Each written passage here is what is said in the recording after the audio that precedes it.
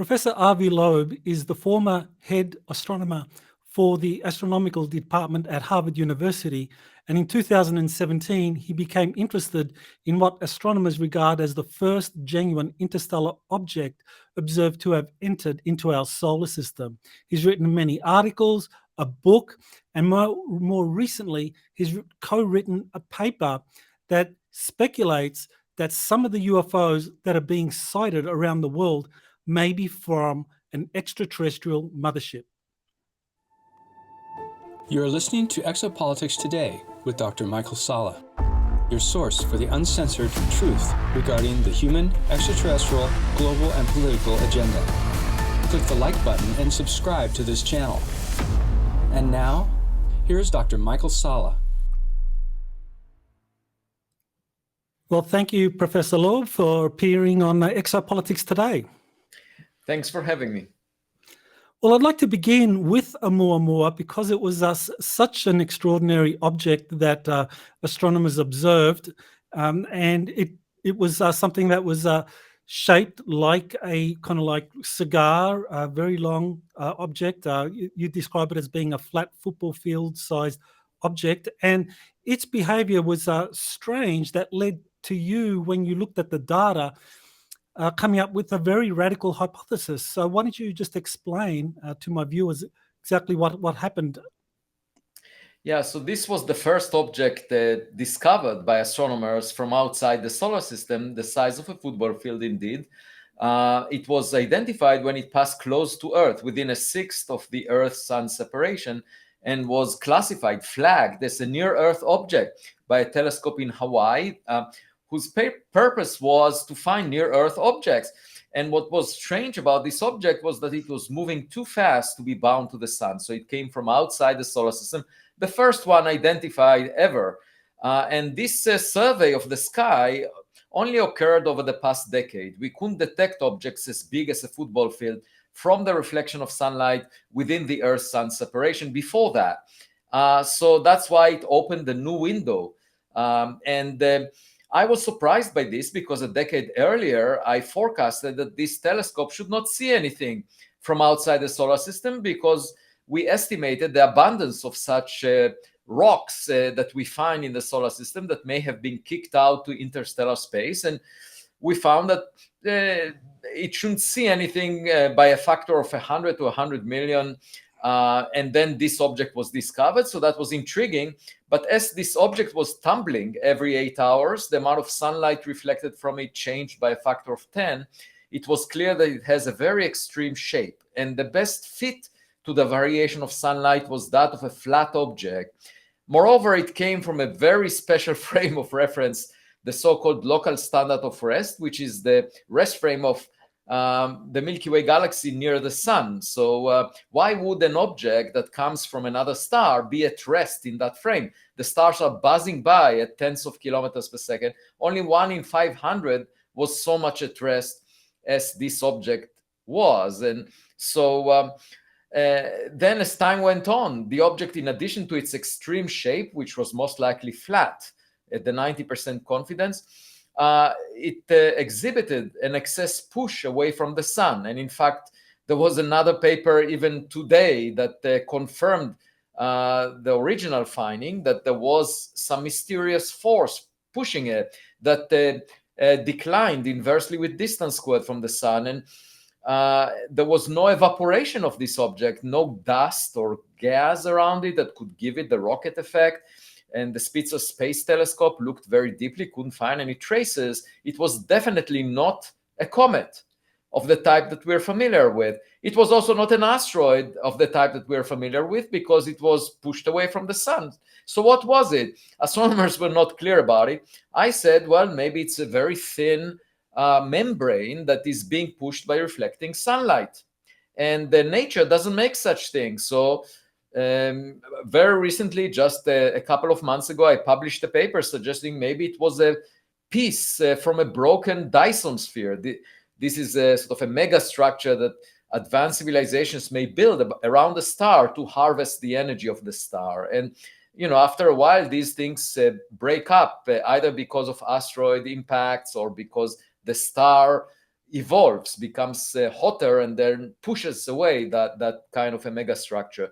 So at any event, we don't know what it was, but I suggested it's artificial in origin. And amazingly, three years later, there was another object like it that was discovered by the same telescope in Hawaii in September 2020. It was given the name 2020 SO, and it exhibited an excess push away from the sun by reflecting sunlight, no cometary tail. And then a few weeks later, the astronomers realized it's actually a rocket booster that NASA launched in 1966. So we know that it had thin walls. That's why it was pushed by reflecting sunlight. And it was made of stainless steel. That's why it didn't exhibit any rocket effect or any cometary tail. So we know that 2020 SO was artificial because we made it. The question is, who made Oumuamua? And since then, I should say, I discovered, together with my student Amir Siraj, two other interstellar objects that arrived or were detected before Oumuamua, one in January 2014 and the other one in March 2017.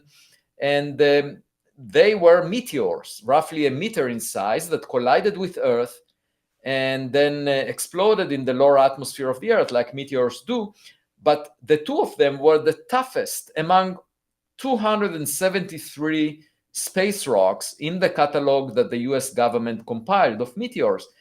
And the question is, why would the first interstellar meteors have material strength that is at least 10 times bigger than even iron meteorites? And in order to find out, we have an expedition planned to retrieve those fragments left over from the explosion of the first meteor over the Pacific Ocean. And we want to figure out whether it was some unusual rock that originated from an environment very different than the solar system, because apparently it was much tougher than even iron, or perhaps it was made of some artificial alloy like stainless steel. Maybe it was a spacecraft. So altogether, what I'm saying is, over the past decade, scientists were able to discover for the first time the first objects, big objects that came from outside the solar system, and 3 out of the 4 are weird. And so we should figure out what they are. Mm-hmm. Well, one of the interesting things about Oumuamua, and interestingly, I was actually living on the Big Island when it was discovered, very, very close to the Keck Observatory, and the term Oumuamua means advance or scout, and so that's very suggestive. It's like, well, why did astronomers think it was something that was in advance or a scout for something else? I mean, conspiracy theorists would say, well, is this an advanced craft for a fleet, or what exactly? Why did they come up with that name? Well, the name was about it being the first object from interstellar space. So scout in the sense that it's the first one that we noticed.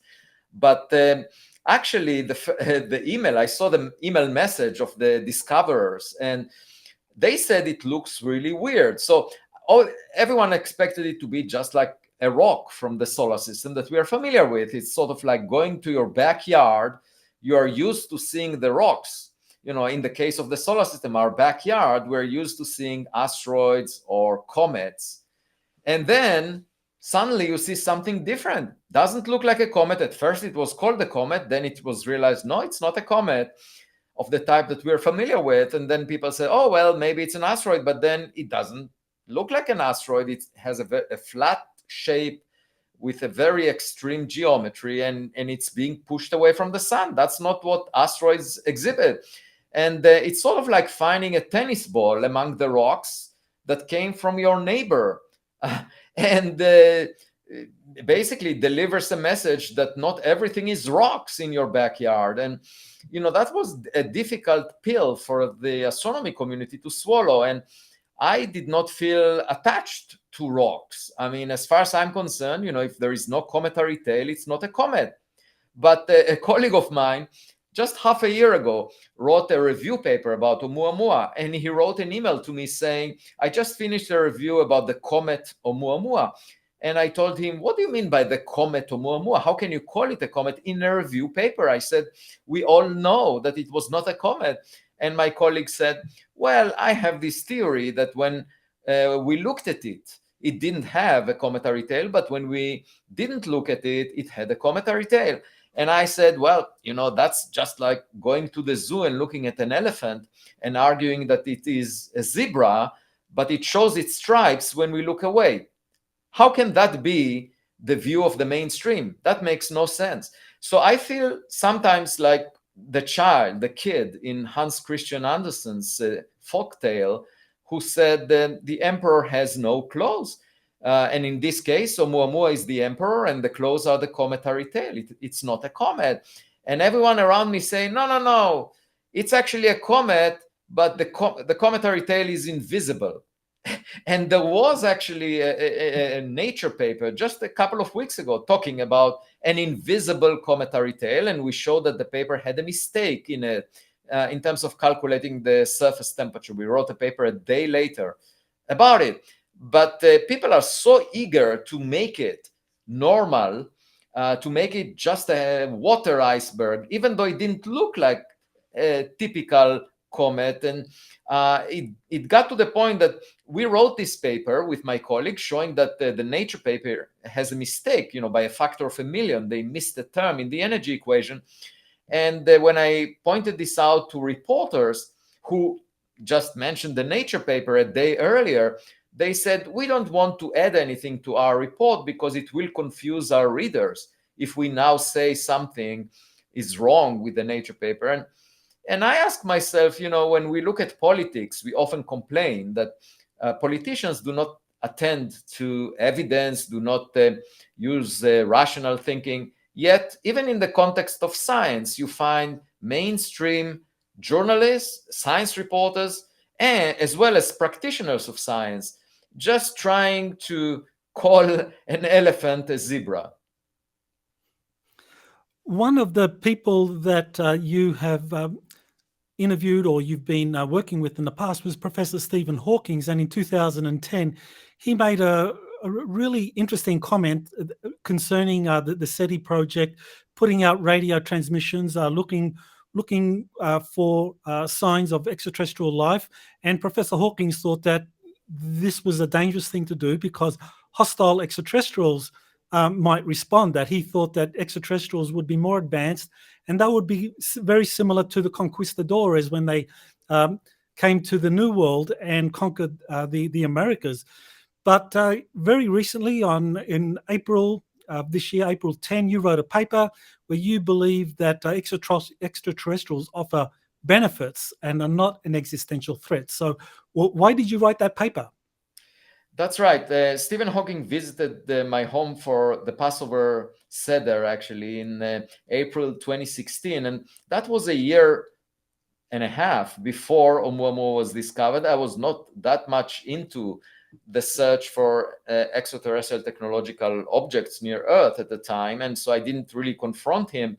But after the past 7 years, when I was involved in research along these lines, I realized that I disagree with him because for a variety of reasons. First of all, we have our science and technology just for the past century or so. Quantum mechanics was discovered exactly a century ago, and all of our gadgets and electronics and internet and everything is based on what we learn about quantum mechanics over the past century. But most of the stars formed billions of years before the sun. The sun is a late bloomer, so to speak. And therefore, if there were civilizations that developed technologies and science near other stars, they did it billions of years before us. And so they had not just 1 century, but maybe millennia or millions of years or even billions of years of science and technology development. So they are likely much more advanced than we are. It's very unlikely that they are at the same phase of our development. And therefore, we would appear to them just like ants appear, in the cracks of a pavement to a biker passing by. I mean, they do not pose a threat. In fact, most bikers do not even pay attention to the ants, and because they have some other objective for their trip, their journey. And so, on the other hand, for us, it will be a great opportunity to learn about our technological future, because we are currently, for example, developing GPT-5, and the GPT-4 already has 100 trillion connections, only a factor of 6 shy of the number of synapses in human brain. So we're getting to the point where AI systems will be even more complex than the human brain, and therefore, we might use them as astronauts in space. We can send them, and they will learn from experience, and they will be more able to cope with the hazardous conditions of space. We can harden them, the electronics, so that they survive the cosmic rays over there, and they will have patience to travel for millions of years across in between stars. And so if we can imagine sending AI astronauts, most likely that's what we will see from other civilizations that are more advanced than we are. And we can learn from their technologies. Just imagine finding iPhone 100, and pressing some buttons to figure out things that we've never imagined. It may look like a miracle to us. And in fact, I do think that a very advanced scientific civilization is a good approximation to God, what religious texts talked about, because it could probably produce life and in the laboratory, and may even be able to produce baby universes in the laboratory, if they understand how to unify quantum mechanics and gravity. One of the people who started to do work on categorizing extraterrestrial civilizations was Dr. Nikolai Kardashev, who put out a paper in the early 1960s, and his scale in terms of different extraterrestrial civilizations in terms of energy consumption, that would be a measurement of their level of civilizational development, has been used and quoted ever since. Professor Michio Kaku, who I'm sure you know, has popularized that idea. So, when we're looking at this idea that Stephen Hawking put out, that some extraterrestrials may be hostile because of their advancement, and of course your thesis that level of advancement probably diminishes with the age of a civilization, how useful is this typology? As we go further down this typology, type 1, 2, 3, 4 extraterrestrial civilizations, can we expect type 3, type 4 being more friendly, and type 1 or type 2 maybe being more aggressive?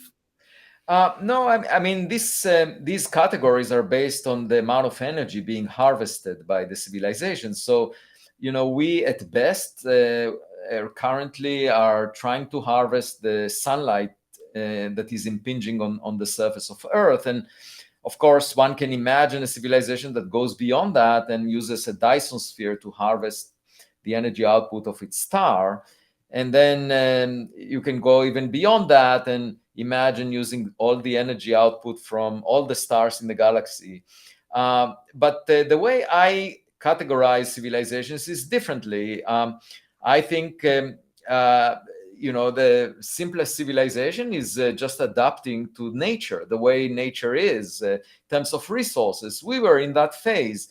And then the next phase would be to use tools to reshape nature and the environment. And that's what we are doing since the Industrial Revolution. But of course, the final phase, the most advanced phase, is to recreate nature. So in a way, we're starting to do that with AI, trying to recreate sentience, where we have our first alien baby that was just made, just created, just born in our technological belly. And AI systems will become more and more similar to humans, or better than humans on many tasks. And of course, there is a much higher level, not just recreating intelligence, but also recreating the entire universe in principle. If we ever understand how to unify quantum mechanics and gravity, we might engineer that knowledge and try to make a baby universe in the laboratory. And maybe our universe was created that way by someone in a lab with a white coat.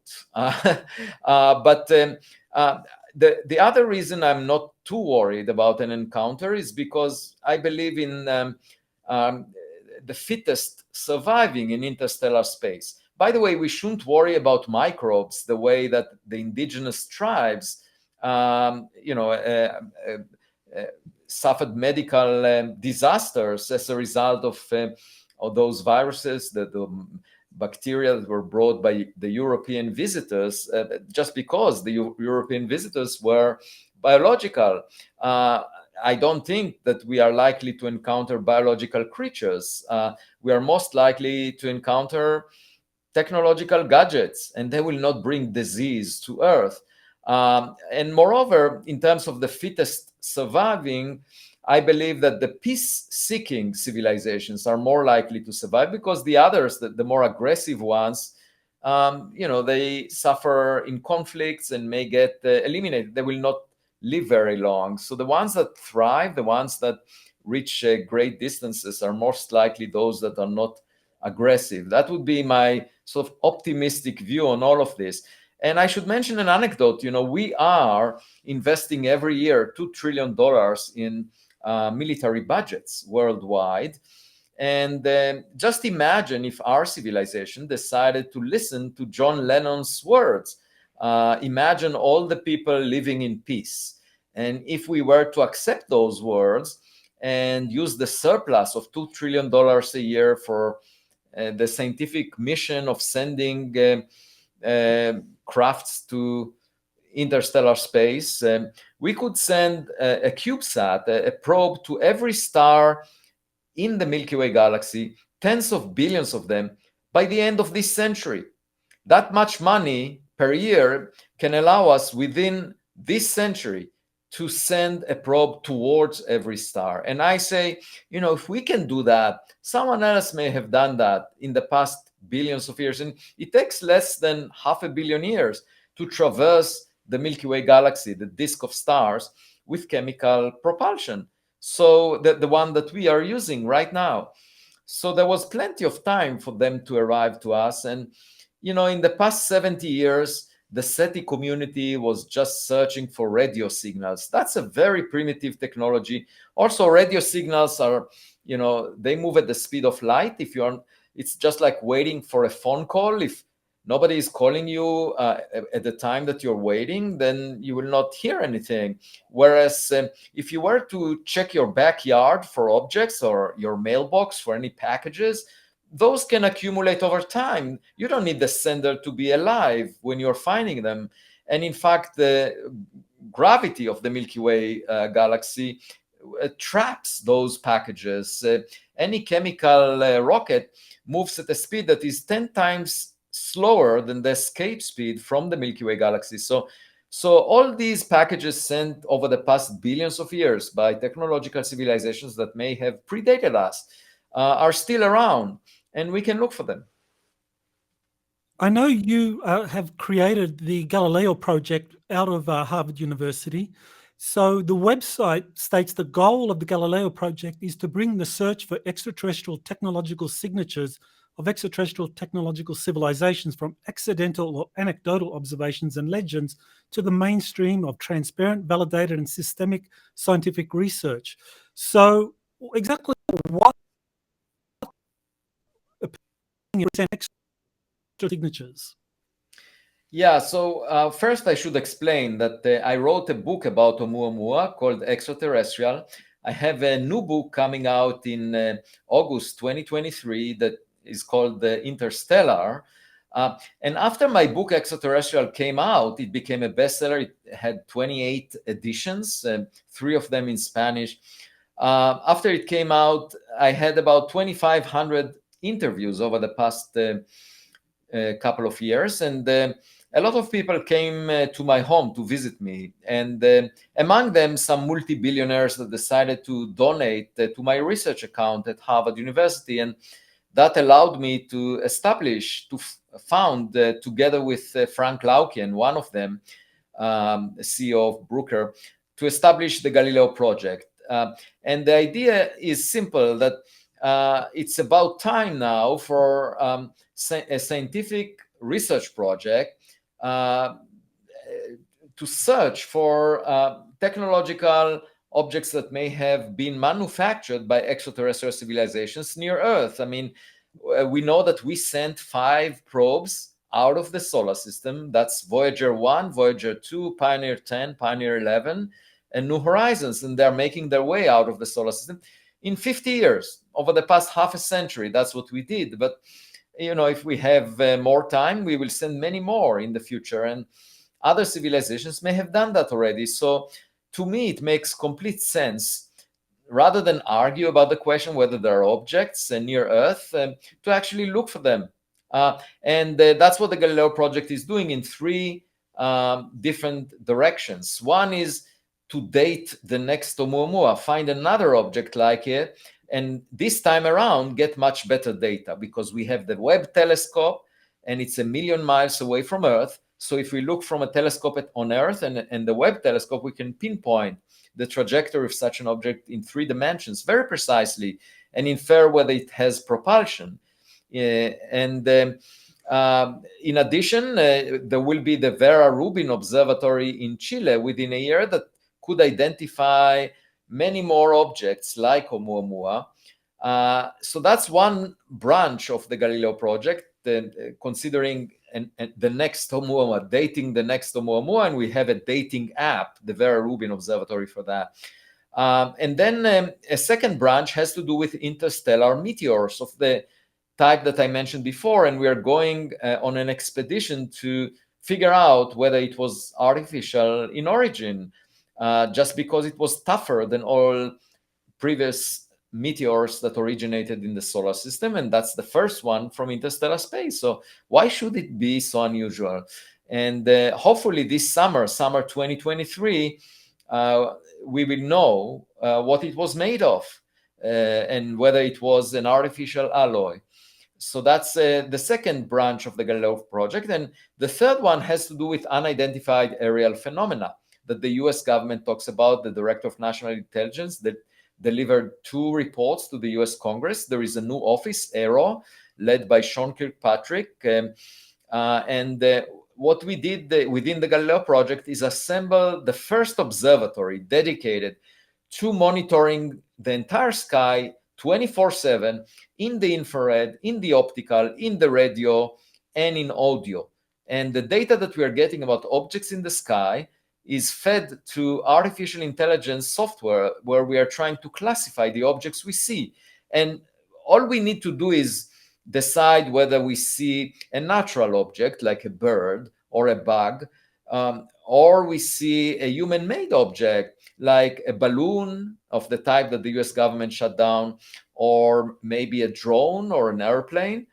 And the key question is whether there is anything else. And that's what we're trying to find out by our suite of instruments. And I should say that there was never an astronomical observatory suitable for the job, because astronomers are looking far away in a small field of view at distant objects. If something flies overhead, they ignore it.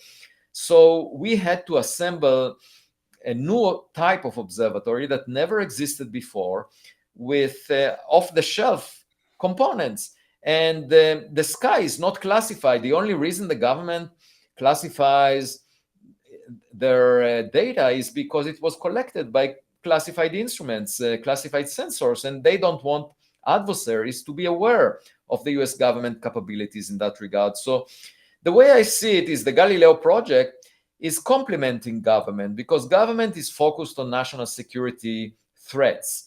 And for me as a scientist, it's boring. If we find anything that says made in China, I don't care much about it. I'll be glad to deliver all that data to DC, Washington, because anything human made is not particularly exciting to me.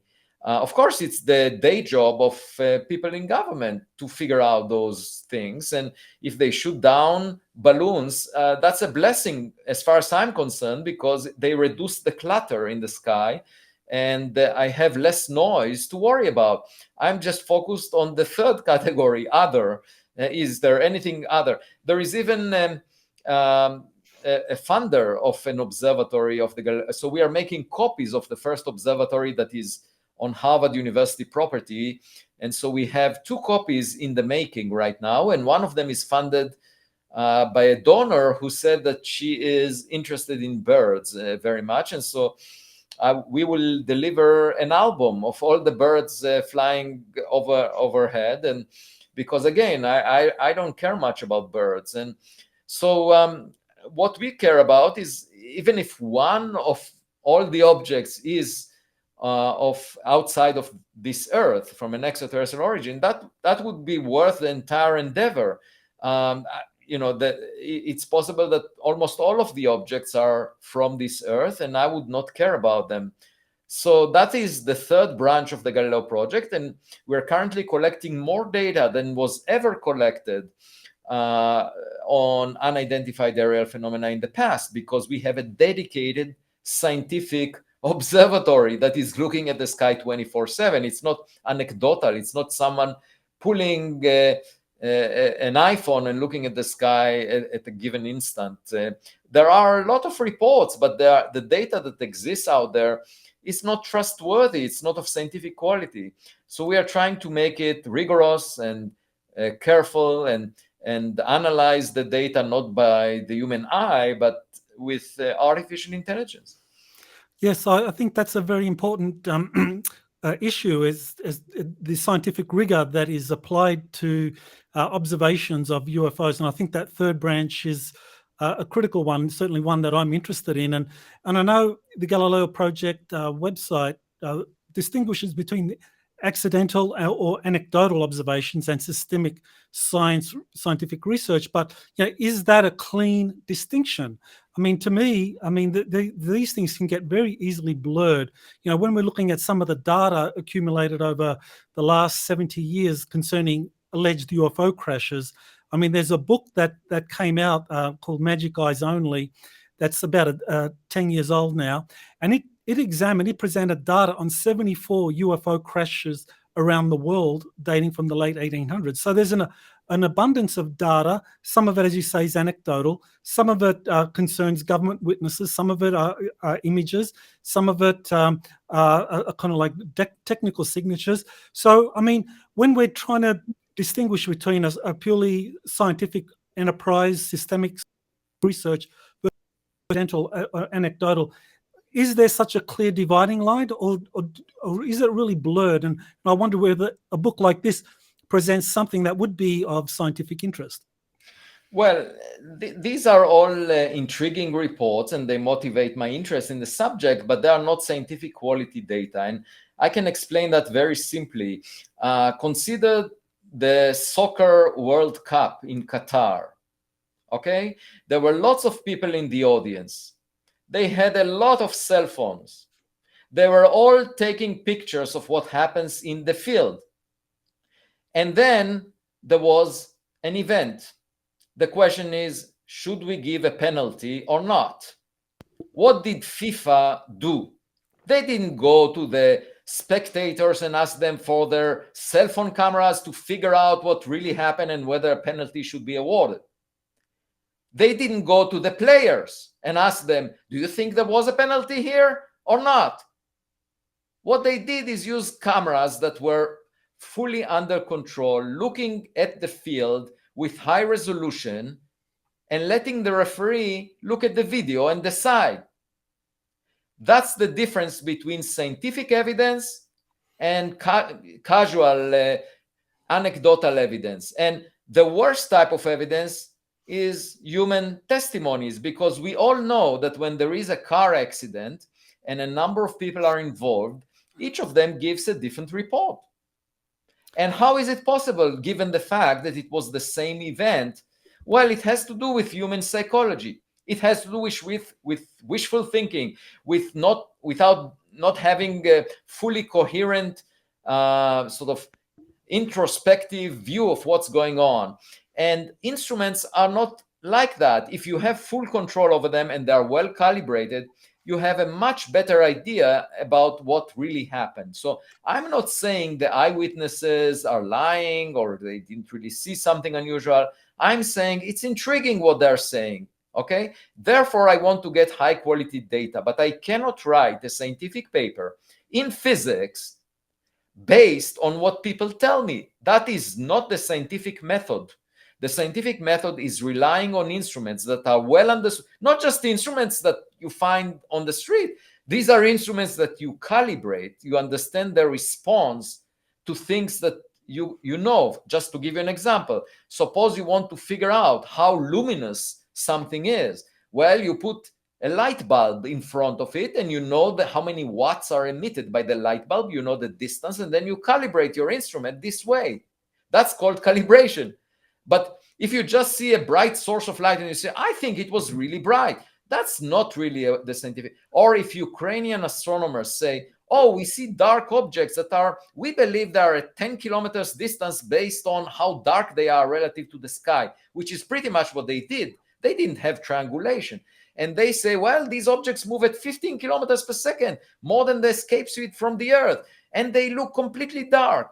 And when I saw that, I said, well, come on, if they move that fast, we know that objects moving that fast through the atmosphere should produce a fireball. Now, I say, if you don't have good measurements of distance, you can't argue that they are at that distance moving at that speed, because they could be 10 times closer to you and they could be artillery shells over Ukraine. Okay, so really the burden of proof, when someone claims there is new physics, you can't just rely on crappy data. What you need to do is get exquisite data, such that you know for sure the distance, because you did triangulation and you are 100% sure that you know how far they were, and then measure their speed and so forth.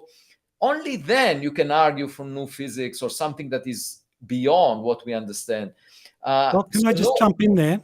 Because, you know, your example of Qatar using technical photographic means of being able to adjudicate various decisions, and how that is now like the cutting edge. I mean, the issue, I mean, what that shows is that for more than a century, the judgments of the umpires were accurate enough so that such a system wasn't needed, that the soccer profession grew, and people, there was a consensus that that the judges were fair, that they were accurate, that their observations were fairly accurate enough for the field to burgeon and to grow.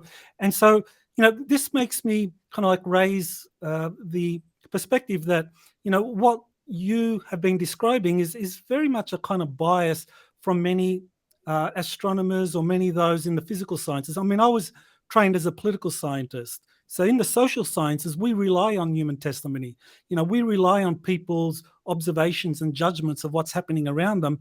And, you know, we use various tools and methodologies to work out exactly what is more accurate. And maybe in a sense, you know, what you're arguing is like bringing in scientific instruments to help adjudicate, you know, what is a penalty, what isn't a penalty, what is offside, what isn't offside. Whereas what I'm advocating is that human judgment and observation powers are accurate enough that for more than a century, people can make the right calls. And I think when it comes to UFOs, it's clearly not accurate. It's clearly not accurate enough in politics, because you see people on the two extremes claiming the other side makes no sense whatsoever, and using violence against each other, meaning that one of them must be wrong if one of them is right. Okay, so you cannot argue that what humans are able to judge is reliable, because you have in politics opposite views using violence against each other. So if one is right, the other is wrong, and how can you judge? How can you decide?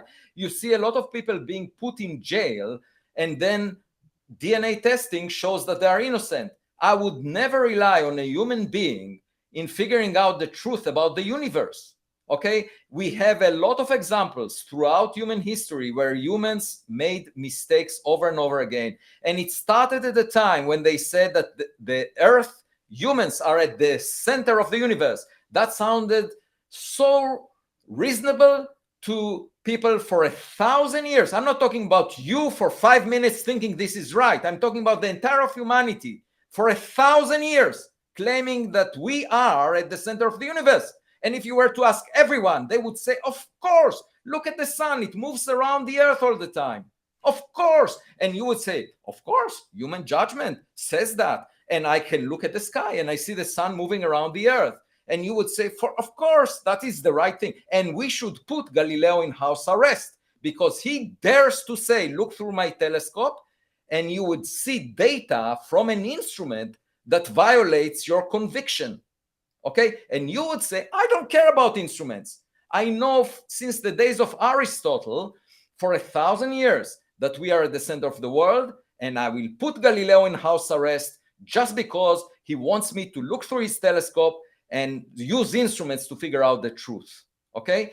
And that ended up being wrong conclusively. How do we know that? Because we sent spacecraft that look at the Earth and the sun from a distance.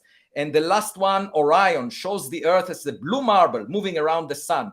And yet, you, Michael Salla, if you lived more than 400 years ago, you would argue conclusively, based on all your friends and all your testimonies and all eyewitnesses and all philosophers prior to you, that the sun moves around the earth. That's what you would argue. That's what you would put on social media, and you would jump up and down when Galileo was shut down because he was looking through his telescope. So here I say that what humans argue is irrelevant in science.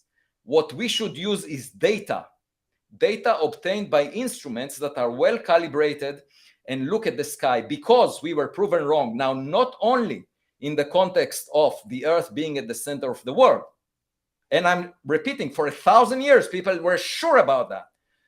Not only in that case, but now we know that the Earth-Sun system is not unique. In fact, somewhere between 3% to 100% of all the sun-like stars have a planet the size of the Earth, roughly at the same separation, meaning that life could have formed on those planets. And nothing is special about our environment. In fact, what we see in our backyard is common. This is not a matter of humans arguing among themselves and deciding that that's the case. It's a matter of looking through telescopes and seeing it in the sky, seeing it through the instruments, through images taken by the instruments, not by the people.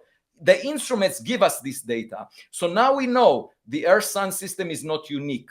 So what do we have left? What we have left is humans arguing that we are the only intelligence that ever existed since the Big Bang. So when you ask me to rely on human judgment, what most humans in academia, everywhere you go, you ask astronomers, they might tell you, I don't know, I think actually it's quite possible that we are the only intelligent species that ever existed. So if I wanted to rely on the convention in academia, in science, I would say there is nothing to look for.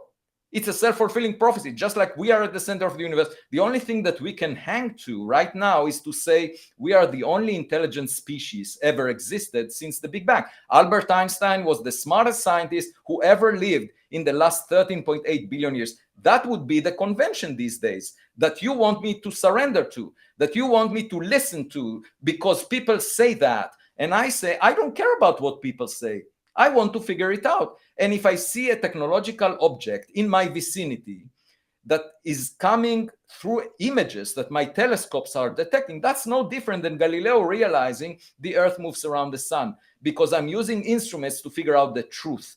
I'm willing to surrender to whatever data my instruments obtain, not to have a prejudice. That's exactly the point of doing science, to be curious without prejudice, not to listen to what people, because there is a lot of chatter always on social media among people, and most of it is wrong. Well, let me just put it to you in this way. I mean, and the Galileo Project is interested in extraterrestrial technological signatures. Now, whether it's a scientific pursuit or whether it's something that's appropriate to the social studies or political science endeavor, you're looking at human observations and judgments.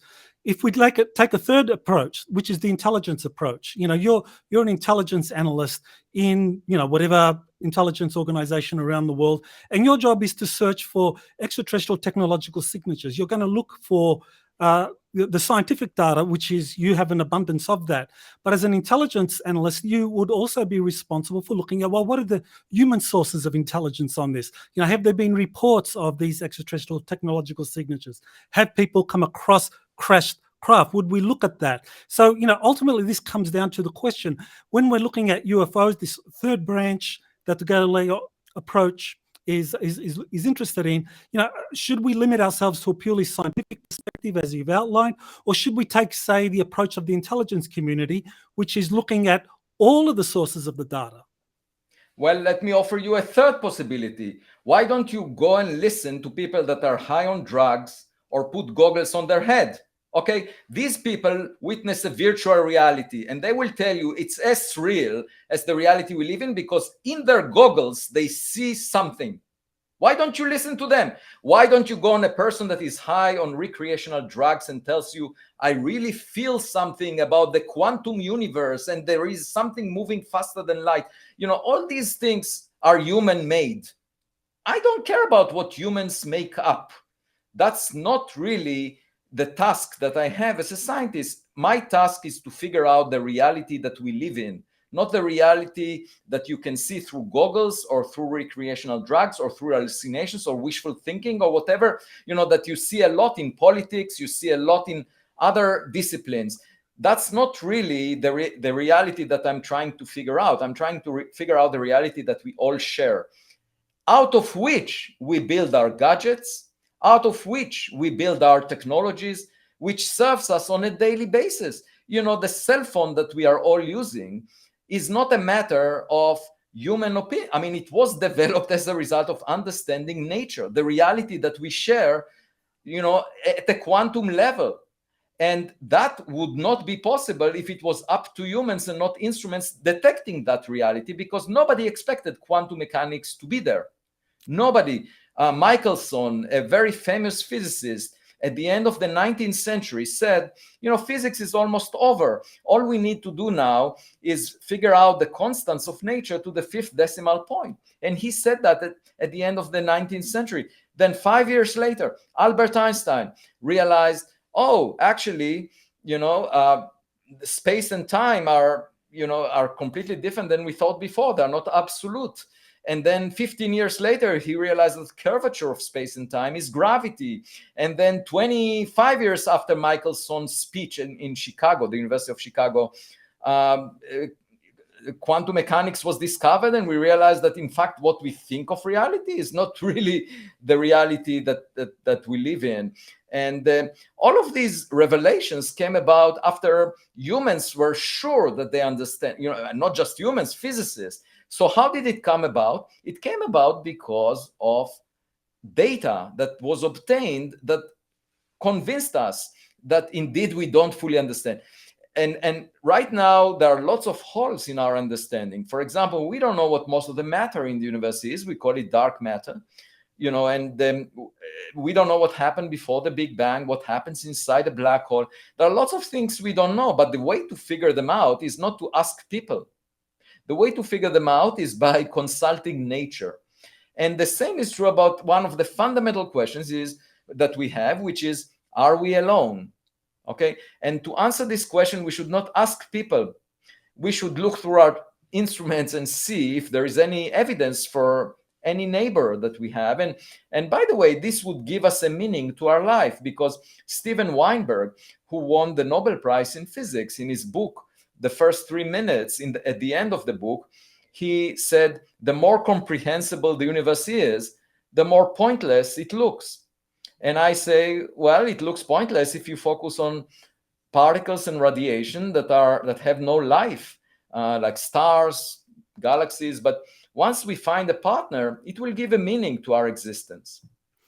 If you have time for one more question, I would love to ask you about this paper that you just wrote recently, Dr. Sean Kirkpatrick, that some UFOs may be probes from an alien mothership. So could you just explain why that hypothesis was put forth? Well, this is discussed also in my book, Extraterrestrial. It's a possibility because when you have a big craft passing through the solar system, it makes a lot of sense to spread the small probes that will visit planets and many locations on a given planet. This was just mentioned in the introduction of the paper. The paper focused on using physics, what we understand about physics, to constrain unidentified aerial phenomena. That was the main purpose, and it resulted from a visit that Sean Kirkpatrick made to my home. He was in the area, and altogether, as I said, I do see the Galileo Project as complementary to the work of government. Well, I want to thank you very much, Professor Loeb, for coming on to Exopolitics Today and sharing your research and insights into this whole UFO extraterrestrial phenomenon. Thanks for having me. You have been listening to Exopolitics Today with Dr. Michael Salla. Please remember to like, share, and subscribe to this channel. Join or start a conversation in the comments. Take the time to explore the vast library of best-selling books, webinars, and podcasts by Dr. Salla. Visit exopoliticstoday.com.